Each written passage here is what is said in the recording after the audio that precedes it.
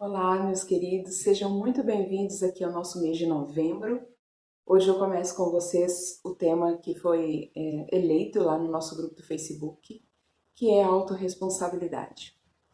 Lembrando mais uma vez o que eu falei, que os nossos temas eles são divididos assim somente por uma questão didática para os terapeutas, profissionais do grupo poderem se organizar para colocar seus conteúdos, mas que tudo se entrelaça e tudo se conecta.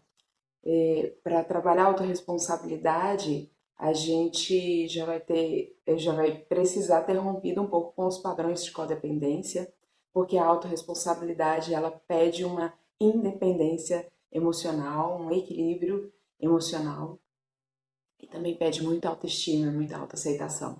Então a gente vai lembrando, sentindo necessidade, vocês revejam lá os conteúdos dos meses passados para que a gente possa seguir adiante com mais segurança e com mais coerência.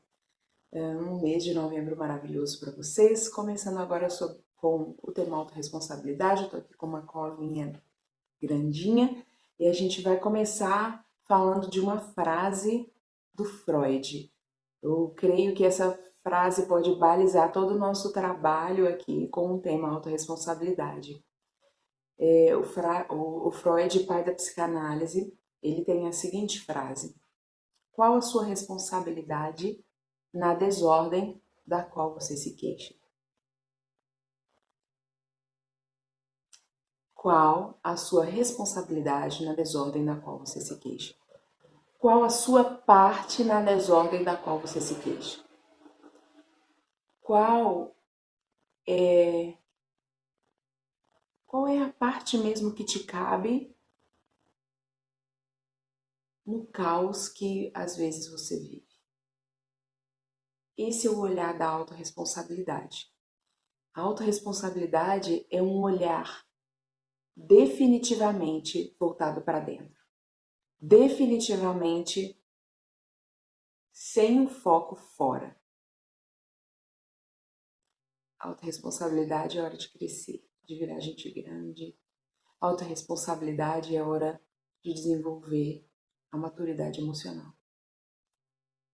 Não tem como mais colocar a culpa no patrão, no governo, na mãe, no pai, no marido, no filho, na vida, em Deus. É olhar para dentro e ver quais as nossas questões, como a frase do Freud, quais as nossas questões íntimas, quais as nossas dificuldades, os nossos traumas, os nossos bloqueios íntimos que estão contribuindo para que a situação que a gente vive esteja desse jeito. E aí eu queria falar com você um pouquinho, com vocês um pouquinho sobre os corpos. Os nossos corpos, são muitos corpos, né, que nós temos, mas eu vou falar a princípio de 4, que é uma divisão da bioenergética, que são corpo físico, e aí a gente vai do mais grosseiro para o mais sutil. Corpo físico, a matéria mais densa, né, grosseiro, que eu falo nesse sentido. Corpo físico, depois o corpo mental. Porque o corpo mental também é mais grosseiro? Porque inclusive ele precisa do equipamento do cérebro para funcionar, enfim. Físico, mental, emocional e energético. Corpo físico é o nosso grande veículo aí, né? O grande joystick, a grande manete que a gente usa para viver essa experiência aqui da matéria, né? Corpo mental. Corpo mental, ele funciona, os nossos pensamentos, né? Ele funciona assim, a interpretação, os nossos pensamentos são uma interpretação para sobreviver. A mente vive interpretando fatos de modo que nós possamos manter a nossa vida na Terra. A função da mente, como nós já dissemos de outras vezes aqui, é nos defender para que preserve a nossa idoneidade, inclusive física, aqui na matéria. Então, o corpo mental vai viver interpretando fatos de maneira que ele nos defenda, que ele nos proteja, sempre baseados naquele instinto de luta e fuga, né? que é um instinto que nós herdamos dos nossos irmãos animais, mas é um instinto que está muito presente, né? Ou a gente está se escondendo atrás do medo, ou a gente está lutando através da raiva, e até a luta também é medo, né? Porque é uma espécie também de defesa, mas o corpo mental ele vai estar sempre se direcionando através dessas interpretações. Então vamos pensar, por exemplo, em coisas básicas e simples que nós vivemos às vezes na infância, quando você ficava em casa com alguém, com alguma babá, com algum parente, talvez com um irmão maior, e a sua mãe ia trabalhar e te deixava ali naquele ambiente e você se sentia abandonado. Para te defender de sofrimento, de dor, a mente te deu essa sensação do abandono para que a mente interpreta o fato gerando a sensação do abandono para que ela te defenda de alguma maneira, para que você se proteja. E aí a gente vai lembrar que a mente mente, né? A mente mente. Mas o fato é que a intenção dela é boa, embora ela seja um elefante desgovernado, bem intencionado, né? As intenções são boas, mas às vezes ela não faz as escolhas da maneira mais lúcida, mais madura possível, porque inclusive o nosso inconsciente ele não é maduro, né? O corpo emocional. O corpo emocional ele é uma reverberação do corpo mental no corpo físico. Como é isso? Eu penso, eu significo as questões no meu corpo mental, isso vai gerar alguma emoção em mim, essa emoção gera respostas físicas. Esse é o nosso corpo emocional. É assim, eu penso, isso gera algo em mim, e esse algo em mim eu dou um nome, que é o nome de alguma emoção. É raiva, medo, tristeza, alegria, as 4 básicas, né? Que também é uma herança dos nossos irmãos animais. Também é uma herança. É só você pensar, por exemplo, se você tem um cachorrinho, quando você chega em casa e ele fica alegre, ele abana o rabinho para você. Se você grita com ele, ele fica com medo e vai se esconder na casinha do cachorro. Se você sai, aqui em casa a Laca, a minha cachorra maior, se a gente sai, não olha, não despede dela, ela chora, que ela fica triste. Ou se a gente tá brincando dentro de casa, rindo todo mundo, ela começa a chorar triste lá fora porque ela não tá no meio. E se alguém pisa no rabo dela, ela fica com raiva. Ela fica com raiva. Nós herdamos isso dos animais como um modo de sobrevivência. Então vamos pensar, se o nosso corpo mental está muito preocupado com alguma situação, preocupado, isso está te gerando medo de alguma forma, e a reverberação do pensamento é um medo, esse medo vai gerar ondas químicas no corpo, inclusive a gente vai sentir isso fisicamente às vezes, como a gente sente a raiva, como a gente sente o ciúme, como a gente sente a alegria, né, no próprio corpo. E aí, qual que é a nossa maior dificuldade? Nossa maior dificuldade nesse contexto todo é lidar com os nossos pensamentos. Só que é super importante a gente saber como a nossa mente funciona. A gente ter autoconhecimento e mais, é conhecimento dos mecanismos da mente. Saber que a mente vai inventar uma série de questões para me defender e que essa série de questões pode não ser verdadeira. Saber que a mente é julgadora, porque a gente faz os julgamentos para se defender. A gente separa, a mente ela é dual, ela separa tudo em bom e ruim, em feio, bonito, em legal e chato, para que ela possa nos defender do que é ruim, do que é feio, do que é chato, para que possa essas questões que ela julga, as situações que ela julga que vão ser de sofrimento para ela nos defender disso. É sempre a questão da defesa. Então, se eu sei que a mente funciona assim, Na hora que eu começar com aqueles pensamentos assim, nada a ver, se eu fosse você, não ia lá no negócio não, vai que chega lá, não tem ninguém te esperando. Na hora que a gente começa com esses pensamentos, vai que, e se, é hora da gente falar à mente, gratidão pela sua lembrança, mas eu vou seguir adiante. Nós não precisamos entrar e nadar de braçada nos pensamentos que a mente nos diz. Nós não somos os nossos pensamentos. A gente não fala assim, a gente fala assim, olha, minha mente, meu corpo. A gente não fala eu mente, eu corpo. Eu, que sou algo maior, uma essência maior, o nosso eu superior, a nossa essência divina fala o meu corpo. Então eu sou uma essência maior que tem um corpo. Eu sou uma essência maior que tem uma mente. Eu não sou os meus pensamentos, eu não sou o meu corpo. Eu não sou as minhas emoções, eu sou algo maior que observa tudo isso. É a questão que a gente fala sempre do observador, né? E é esse observador que vai falar assim: não, esse pensamento. Tem uma técnica super fácil, super legal. Você coloca o seu celular aí num cronômetro, mais ou menos de 5 minutos, e nesses 5 minutos você vai avaliando os seus pensamentos. Nossa, 5 minutos de avaliação dos pensamentos e deixar o cronômetro lá para acabar. Não é cronômetro, é o temporizador, né, que a gente usa no celular, que ele vai de trás para frente até acabar. E aí você começa a perceber, olha, esse pensamento que eu tive foi um julgamento. Esse pensamento que eu tive foi de raiva. Esse pensamento foi de inveja. Esse pensamento foi disso. E aí a gente vai criando um hábito de avaliar os pensamentos, não de ficar uma coisa maluca assim, pensando sobre os pensamentos, mas de simplesmente olhar para aquele lugar e entender que você não é aquilo. Que você não precisa nadar de braçada, que você não precisa sofrer com os seus pensamentos. É interessante pensar o seguinte: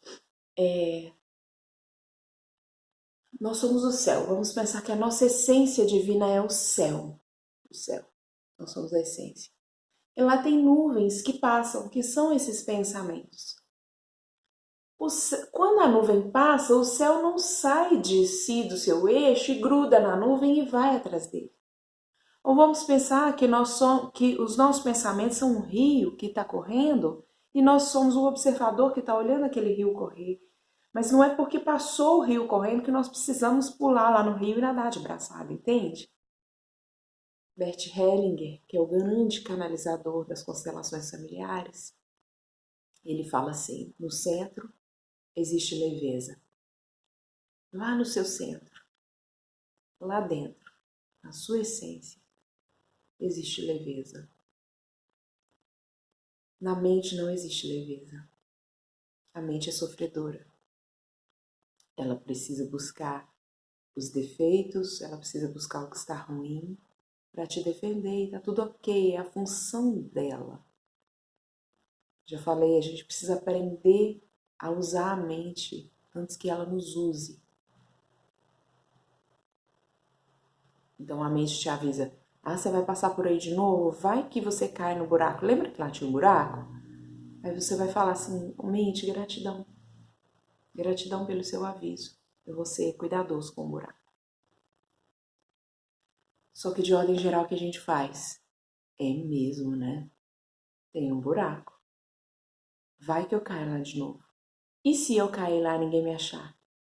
E se... Lembra que da outra vez que eu caí no buraco, a fulana estava passando e ela não me ajudou? E se aquela fulana passar e dizer, nossa, eu vou brigar demais? Aí a gente rende, rende, rende. E isso vai gerando o quê? Resposta no corpo emocional, desequilíbrio. O que acaba por influenciar o quarto corpo, que é o corpo energético. E aí as nossas energias vão influenciar, as energias desequilibradas influenciam no corpo físico, a gente mal do corpo físico, o corpo mental começa de novo, isso acontece comigo, eu lembro da outra vez que eu fiquei doente, foi a mesma coisa, e isso desequilibra as emoções, porque nós somos um todo. E aí nosso grande desafio, voltando, vai ser sempre controlar os pensamentos. O que a gente precisa para fazer isso? A gente precisa de autorresponsabilidade. A gente precisa de se comprometer com o nosso processo de educação dos pensamentos, de educação das emoções. E aí tem algumas dicas que eu anotei aqui para vocês. Olha, primeira, admitir os sentimentos e dar nome para ele. É quando a gente começa a ser responsável pelo que a gente está sentindo e olhar para o que a gente está sentindo. Olha, deixa eu me olhar, deixa eu me observar. Isso que eu estou sentindo aqui é raiva. Por que eu estou com raiva? Aí, uma outra dica é não negar essas emoções. Não, que isso, eu sou cristã, por exemplo, né? Eu sou cristã, não posso ter raiva no meu coração, sim. Você é humano, isso faz parte da sua fisiologia, você tem raiva, sim. A grande questão da gente que está no caminho do despertar é que a gente olha para isso e procura entender. Nossa, eu fiquei puta com a minha amiga. Por que eu fiquei puta? Por que essa raiva? O que aconteceu aqui dentro de mim? Autorresponsabilidade, né? Autorresponsabilidade. Por que eu fiquei com raiva, não é? Nossa, você viu o que a minha amiga fez? Aí é fuga, aí é culpabilização, aí não é autorresponsabilidade. Quando você estiver colocando a culpa fora, você não está sendo autorresponsável. É se olhar. Por que eu fiquei com raiva desse jeito? Nossa, que estranho. Se olhar. Olhar para essas questões e entender o que elas dizem sobre você. O que elas dizem sobre você. Olhar para o desconforto, né? Geralmente, quando está desconfortável, vamos pensar que eu sentei aqui no sofá, numa posição que está doendo as costas, tá, né, desconfortável. Aí eu mudo. Porque a nossa tendência física, biológica, é fugir do desconforto. Só que fugir do desconforto não faz com que nós cresçamos, é olhar para isso. Ué, por que estava doendo as costas? Porque eu estava sentada com a minha postura toda torta, né? Então, vamos melhorar isso. E com isso também as questões emocionais, espirituais, as questões da mente.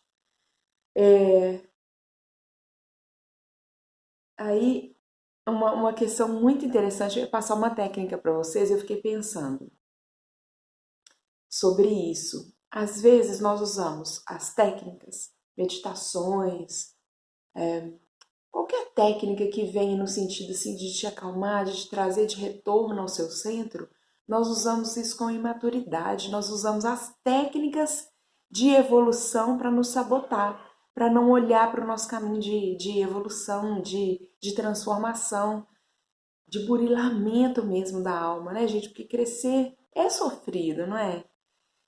E aí eu fiquei pensando assim, a técnica eu vou passar, por exemplo, a técnica é a seguinte: todas as vezes que você estiver fora do seu centro, que algo estiver te incomodando, você estiver sentindo medo, raiva, que você estiver com uma angústia, ansiedade, algo, você traz à sua memória uma cena que te deixa em paz.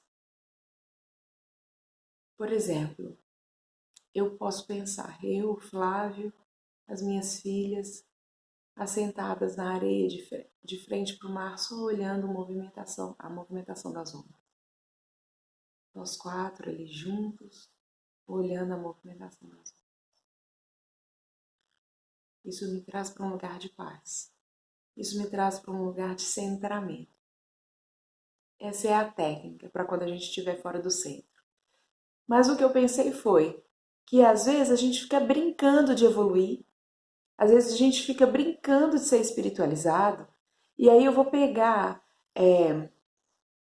essa técnica e vou fazer assim: nossa, eu tô nervoso demais com fulano. Pensa numa cena boa, usa a técnica acalma. Eu uso a técnica para fugir com imaturidade, assim. Eu uso a técnica para não olhar para o desconforto.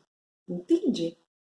Como as questões da mente são complicadas, porque a mente ela vai te levar para aquele lugar da técnica do conforto para ela para te manter numa zona de conforto que não te permite crescer e que vai fazer com que você não olhe para aquele lugar ali. Entende? Então, até as técnicas, elas são para ser usadas com maturidade.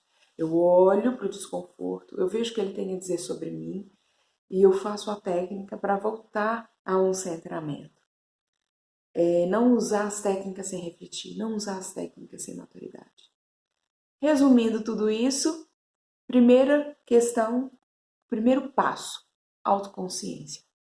Eu olho para mim, eu sei como eu funciono, eu sei como minha mente funciona. Olha, Roberta, isso está acontecendo de novo. Eu olho para mim, eu estou consciente dos meus processos. E o segundo passo é trabalhar a nossa negatividade, né? Eu não gosto dessa palavra que fica parecendo que tem negativo, positivo, fica parecendo coisa da mente de novo, de separar, né? Mas eu não consigo pensar numa outra palavra melhor aqui no momento. Trabalhar a nossa negatividade no sentido de nos desidentificar da mente, nos desidentificar do tanto de deverias que a gente coloca pra gente assim. Ah, essa coisa deveria ter acontecido assim, aí eu ia estar em paz. Ah, eu deveria ter o peso melhor do meu corpo, aí sim eu seria feliz. Aí eu deveria estar trabalhando com outra coisa, aí sim eu seria feliz. A gente se desidentificar desses deverias, porque isso nos leva para um lugar de negatividade que a gente não consegue ser grato e vivenciar o momento presente com todas as bênçãos que ele traz. Trabalhar a nossa negatividade é sair totalmente do foco do negativo para o positivo. Isso é autorresponsabilidade.